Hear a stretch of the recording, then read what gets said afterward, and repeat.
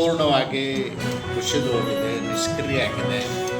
ಕುರ್ಚಿ ಕಚ್ಚಾಟದಲ್ಲಿ ಆಡಳಿತದ ಕಡೆ ಗಮನ ಕೊಡ್ತಾ ಇಲ್ಲ, ಯಾರೂ ಕೂಡ ನೋಡ್ತಾ ಇಲ್ಲ.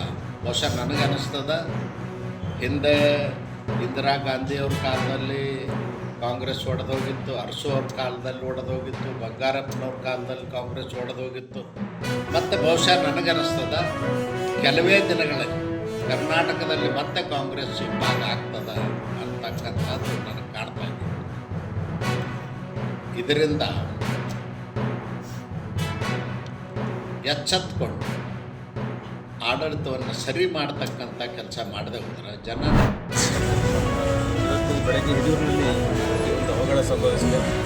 ಒಂದು ಲಾರಿ ಮತ್ತು ಕಂಟೈನರ್ ನಡುವೆ ಅಪಘಾತ ಸಂಭವಿಸಿದಂತಕ್ಕೆ ಕಾರಣ ಆಗಿದೆ.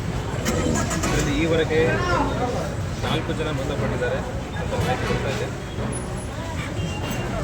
ಈಗ ಹಿರಿಯೂರಿನ ಹಾಸ್ಪಿಟ್ಲಲ್ಲಿ ಮತ್ತು ಶಿರಾ ಸೇರಿದಂತೆ ಕೆಲವು ಹಾಸ್ಪಿಟ್ಲ್ಗಳಲ್ಲಿ ಗಾಯಗೊಂಡರು ಚಿಕಿತ್ಸೆ ಪಡಿತಾ ಇದ್ದಾರೆ.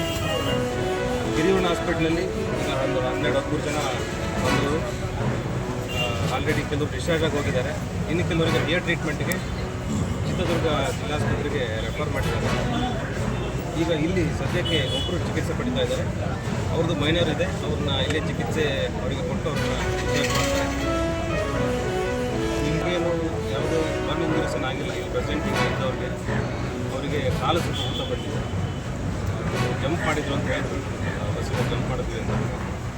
ಹಾಗಾಗಿ ಆ ರೀತಿ ಇಂಜುರಿ ಆಗಿದೆ.